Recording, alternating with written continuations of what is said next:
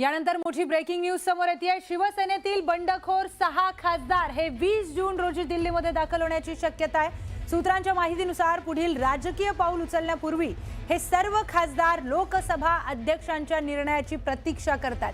दरम्यान 21 जून हा दिवस राजकीय दृष्ट्या अत्यंत महत्त्वाचा मानला जातोय, कारण 21 जून 2022 रोजी एकनाथ शिंदे यांनी उद्धव ठाकरे यांच्या नेतृत्वाखालील शिवसेनेच्या विरोधात बंड पुकारलेलं होतं आणि स्वतंत्र राजकीय वाटचालीची सुरुवात केली होती।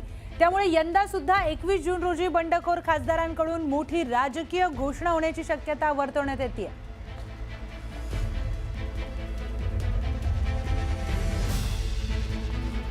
तर 20 जून रोजी सगळेच खासदार दिल्लीमध्ये दाखल होण्याची शक्यता आहे। ऑपरेशन टायगरच्या पार्श्वभूमीवर ज्या 6 खासदारांचं नाव समोर येत आहे ते 6 खासदार 20 जूनला दिल्लीत दाखल होण्याची शक्यता आहे। या संदर्भात सविस्तर माहिती जाणून घेऊयात आमचे प्रतिनिधी प्रशांत लीला रामदास यांच्याकडून।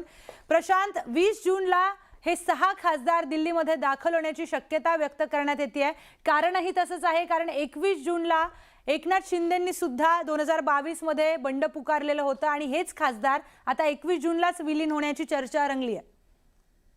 बरोबर, दिल्लीच्या राजकीय वर्तुळामध्ये प्रचंड चर्चा सुरू आहे। शक्यतांच्या संदर्भात ज्या पद्धतीने माहिती मिळते की हे शिवसेनेतील बंडखोर 6 खासदार जे आहे ते सध्या जयपूर येथे आहे अशी चर्चा आहे, असं बोललं जातंय। वास्तविक कोणीही याला दुजोरा देत नाही। हे सगळे खासदार जे आहे येत्या 20 जून रोजी म्हणजे उद्या शनिवारी दिल्लीत दाखल होण्याची शक्यता व्यक्त केली जात आहे। ही माहिती पुढे आलेली आहे की पुढील राजकीय पाऊल जे उचलायचं आहे त्या संदर्भात लोकसभा अध्यक्षांच्या निर्णयाची ते प्रतीक्षा करत आहे। सोबतच ज्या पद्धतीने शिवसेना उद्धव बाळासाहेब ठाकरे पक्षाच्या वतीने काय कायदेशीर कारवाई केली जाते त्याच्या आधारावर हे पुढचे पाऊल टाकणार आहे।